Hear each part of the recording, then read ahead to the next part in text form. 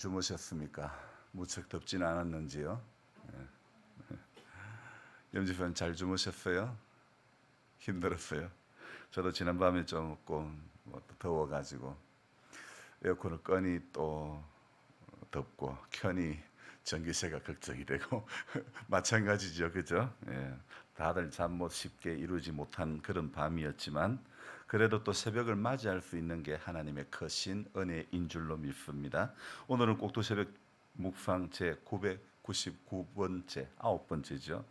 이제 내일 이제 낮이면 새벽이면 제가 1000번째 글을 적게 됩니다.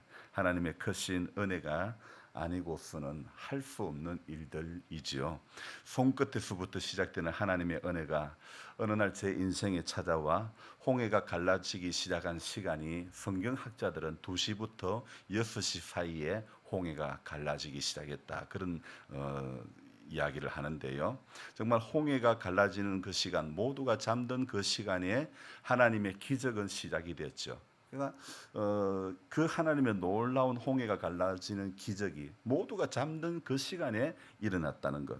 그래서 매일의 시간은 사실 매일 새벽 2시부터 주어지는 시간은 매일이 기적과 같은 시간이 아닐 수가 없는 것입니다.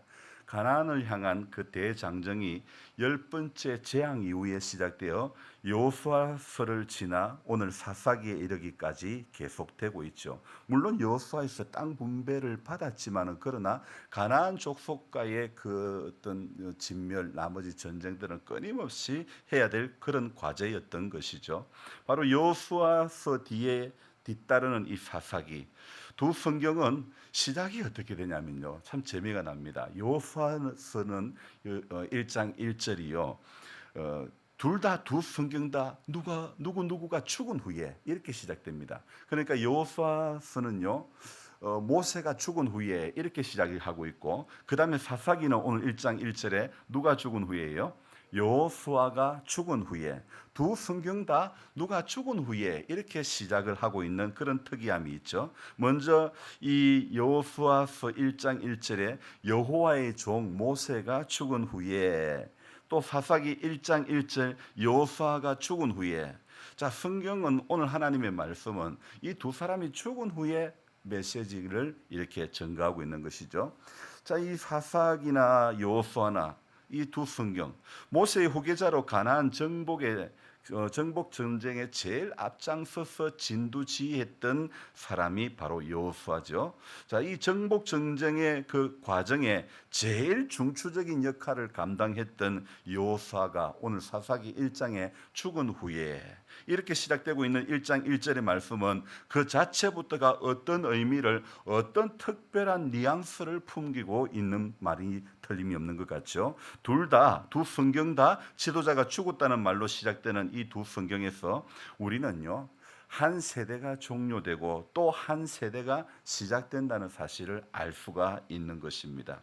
자, 오늘 이 두 성경의 차이점을 말씀드린다면, 여호수아서 성경에는 모세가 죽은 후에 눈의 아들 여호수아라고 하는 인물이 여호수아 1장 1절에 소개되고 있는데, 문제는 사사기에서는 이스라엘 민족을 대표하는 여호수아의 후계자는 소개되고 있지 않는 그런 차이점이 있는 거죠.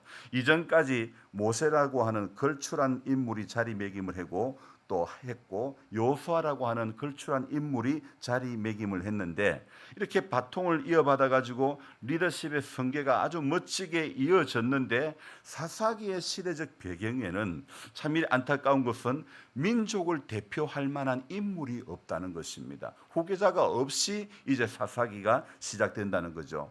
이 여호수아는 100열사를 살면서 모세의 후계자 역할을 잘 감당했던 정말 뚝심 강한 사람, 정말 또 인간적인 실수가 별로 찾아볼 수 없는 그런 여호수아였는데, 한 가지 여호수아를 보면서 못내 아쉬운 문제는 바로 후계자 문제라는 것입니다. 그래서 더불어 생각해 보지 않을 수가 없는 문제는, 우리도 신앙생활을 잘 하지만은 우리 믿음의 대가 이어지지 않는다면 이 또한 안타까운 일이 아닐 수가 없는 거죠. 모세 때 눈의 아들 여호수아를 정해 주셨던 하나님이시지만은 사사기를 시작하는 이 서두에 민족을 대표할 만한 인물에 대한 기록이 없다는 것은, 이것은 사사기의 새로운 역사, 새로운 반전이 일어나는 것을, 시작되고 있는 것을 알려주는 것이 틀림이 없죠. 여호수아가 죽은 후에 이제 이스라엘 자손들은 특별한 리더십 없이, 지도자 없이 지파별로 움직이는 1장 1절을 통해서 알 수가 있죠. 그래서 사사기 1장 1절을 보면 이스라엘 자손들이 우리 가운데 누가 먼저 올라가서 가나안 족속하고 싸울까요? 이렇게 질문을 하고 있죠. 그때에 이렇게 지도자가 없는 가운데 하나님께 묻는 모습으로 사사기 1장은 시작을 하고 있는데요. 근데 여기까지만 해도 괜찮습니다. 이 말인즉 하나님께 여쭤본다는 것은 그래도 인생의 희망의 끈이 있는 겁니다. 문제는 아무리 기회가 있어도 하나님 앞에 여쭤보지 않는 것, 묻지 않는 사람, 묻지 않는 인생이 되는 게 어리석은 거예요. 우리 찬송가, 좋아하는 찬송가도 그런 내용이 있죠. 주께 고함 없는 고로 복을 얻지 못하네. 주님께 여쭈지 않으면, 고함이 없으면 복을 얻지 못하는 거예요. 그래서 언제나 가슴 가득한 희망을 아는 채 살려면 하나님께 물음이 있는 그런 인생을 살아야 될 줄로 믿습니다. 이스라엘 자손이 사사기 1장 1절에 지도자 없는 상황 가운데서 하나님 앞에 물을 때 하나님께서는 1장 2절에요 즉각적으로 응답을 해주십니다. 누가 먼저 올라갈까요? 물었더니 유다가 올라갈지니라, 이렇게 바로 대답을 해주시죠. 하나님은 인생이 물어보실 때에 즉각적으로 응답을 하시든 시간적인 텀을 두고 응답하시든 간에 언제나 인생 가운데 말씀하시는 하나님이시다는 사실을 우리는 이 사사기 서두를 보면서 확실히 알 수가 있죠. 오늘 저와 여러분들이 예수를 믿는다는 것은 하나님이 어떤 분인가 하는 것이 경험되어져야 함을, 꼭 하나님께서 인생 가운데 어떤 역사를 행하시고 계셨는지, 또 계시는 중인지, 앞으로 계실 것인지를 기대하는 것이 우리 신앙생활 가운데 꼭 필요한 줄로 믿습니다. 뜻밖의 하나님으로부터 먼저 올라가 싸우라는 지목을 받은 유다 지파, 또 이 유다 지파는 올라가기는 가는데 순종은 하긴 하는데 시므온 지파에게 야 우리 같이 가자 이런 제안을 하게 됩니다. 자, 유다와 시므온은요, 사실 이 야곱의 부인 중에 레아라고 하는 부인, 이 부인에게서 난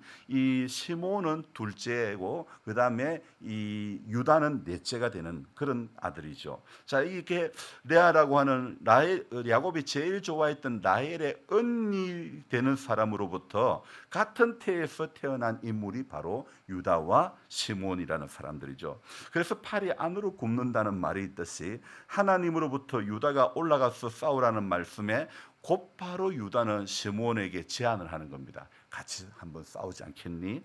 새벽에 제가 이 말씀을 묵상을 하면서 시므온을 향한 부르심은 없는데 왜 이런 유다는 제안을 할까? 이런 의구심이 생기는 거예요. 더더욱 저희가 제 마음 가운데 의구심을 가중시키는 말씀이 바로 4절입니다. 4절 한번 앞부분 읽어볼까요?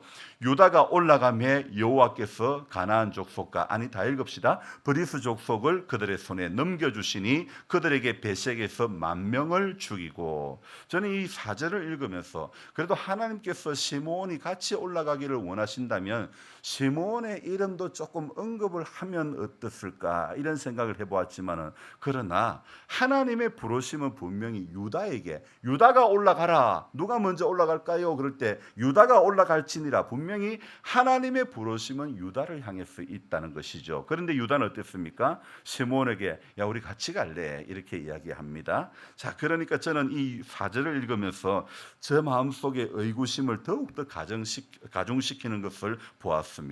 이 유다가 제안을 해서 시므온과 같이 움직일 것을 하나님께서 아셨을까? 어쩌면 유다의 이름뿐만 아니라 시므온의 이름도 4절에 언급이 되어야 되지 않을까? 하나님이 유다와 같이 시므온도 가기를 원한다면 언급을 하지 않았을까? 그런 생각을 해보았습니다. 여기까지의 본문 속에 우리가 알 수 있는 것은 하나님은 유다가 올라갈지니라 말씀하셨지 누구랑 같이 가라 이 말씀은 결코 없었던 것이죠. 인생은요, 언제나 하나님의 말씀 속에 응답이 있다는 것을 알아야 되는 것입니다. 유다는 야곱의 사남이라 그랬죠. 시몬은 야곱의 이남이죠. 사실 시몬에게는 남모를 아픔이 있습니다. 어떤 아픔이 있냐면 예전에 야곱의 딸 디나가 세겜에서 몹쓸 짓을 당한 사건이 있었는데, 이때 시몬은요 디나의 사건에 너무 세겜 사람들에게 과도한 복수를 했던 거예요. 근데 그 과도한 복수로 인해서 아버지 야곱으로부터 저주를 받는 거예요. 그래서 이 아버지 야곱으로부터 저주를 받고 나서 이 다음에 이제 민수기에 가면요 인구조사 때 시몬 지파가 숫자가 제일 적은 거예요. 저주를 받은 거예요. 제일 숫자가 적은 그런 지파가 되고 말았고, 또 독립된 기업을 잊지 못하고 유다 지파 기업 중 일부만을 분배받았던 지파가 바로 시므온 지파라는 거죠. 안 그래도 사람 수 제일 적죠. 따로 독립된 땅을 분배받지 못하고 유다에 예속된 그런 그 조그마한 땅덩어리 이런 거 차지했던 그런 지파였죠. 그러니까 이 시므온은 물론 자기 속에 있는 의분 때문에 동생의 사건, 이 디나의 사건으로 인해서 마음 아파서 참 이 복수를 했지만은, 그러나 아버지로부터 저주를 받은 후에 지파가 세력이 참 제일 적고 연약한 그런 지파였는데, 저는 오늘 이 말씀을 볼 때에 한 사건을 우리가 경험할 때에 인생이 결정하는 방향에 따라 개인과 기업뿐만 아니라 한 민족 전체의 상황이 달라지는 것을 우리는 바로 이 시므온을 통해서 또 알 수 있는 거죠. 아무튼요, 제 생각에는 시므온을 굳이 데리고 갈 계획 내지 제안을 할 필요가 있었을까, 이런 생각을 해보았는데요. 저는 오늘 이 말씀을 보면서 2절 한 절이면 충분하다는 생각을 했습니다. 유다가 올라갈지니라, 하나님의 말씀은 2절 한 절이에요. 유다가 올라갈지니라, 이 말씀이면 충분합니다. 하나님의 말씀이 1장 2절이면, 하나님의 말씀이 1장 2절을 가르치고 있으면 끝이지, 거기에 1장 3절이 왜 필요할까요? 3절에 뭐라고요? 유다가 그의 형제 시므온에게 야 우리 같이 올라가자. 하나님의 말씀이 1장 2절이면 끝입니다. 유다가 올라가라면 유다가 올라가면 끝입니다. 그런데 같이 가자 제안하고 뭐 사람 모으고 어떤 사람 숫자로 전쟁하고 그럴 필요가 없습니다. 하나님은 유다에게 충분한 힘을 주시고 능력을 주신 줄로 믿습니다. 그래서 이 1장 3절의 말씀이 굳이 필요할까? 모세를 부르실 때 모세가 말했죠. 하나님, 저는 아닙니다. 아유, 나는 안 된다고. 보낼 만한 사람을 보내십시오. 나는 입이 뻣뻣하고 둔합니다. 말 잘 못합니다. 인간 모세가 자신의 연약함을 내세워 빼려고 할 때 하나님께서는 모세에게 네 형 아론이 있지 않느냐, 그렇게 이야기했죠. 여기서도 마찬가지입니다. 계속되는 전쟁의 일선에 하나님은 유다 지파를 앞세우게 됩니다. 하나님 편에서 모세 때와 같은 모습을 그러나 보여주시지는 않습니다. 디나의 사건 때 과도한 복수로 아버지의 저주를 받았다면 메사의 시므온은 어쩌면 자중하고 있어야 했던 그런 분위기로 살아가야 되지 않았을까요? 오늘 사사기를 시작하는 첫머리에 하나님으로부터 명령을 직접 받은 것도 아니고 그렇게 자기 동생으로부터 제안을 받았던 이 시므온, 형 같이 올라가지고 내가 일단 챙겨줄게. 오늘 사사기 시대가 왜 이렇게 사람들이 자기 소견에 옳은 대로 살았더라 이 말이 나오는지 저는 이제서야 오늘 1장 1절 1장 서두에서 확실히 알게 된 것이죠. 유다가 올라가라면 유다만 올라가면 됩니다. 인간적인 제안이나 인간적인 호의가 필요한 것이 아닙니다. 하나님의 말씀에 의한 인간의 순종이 필요한 것이지 좀 더 많은 숫자가 필요한 것이 아닙니다. 구약 성경의 전쟁에서는요, 숫자 많다고 전쟁에 승리하는 것이 결코 아닙니다.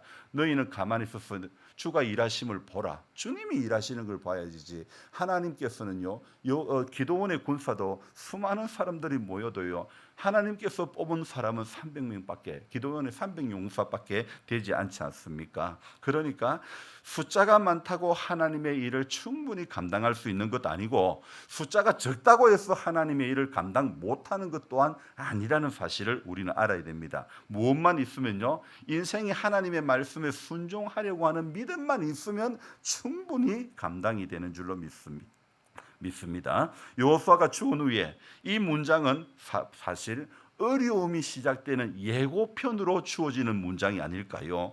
후계자가 지목되지 않음이 벌써 그들에게는 어쩌면 징계의 매가 시작되는 것이 아닐까요? 실제 이스라엘은 여호수아가 죽은 후에 급속하게요 하나님 배반하고요 바알과 이 아세라를 섬기는 그 길을 걸어가고 마는 것입니다.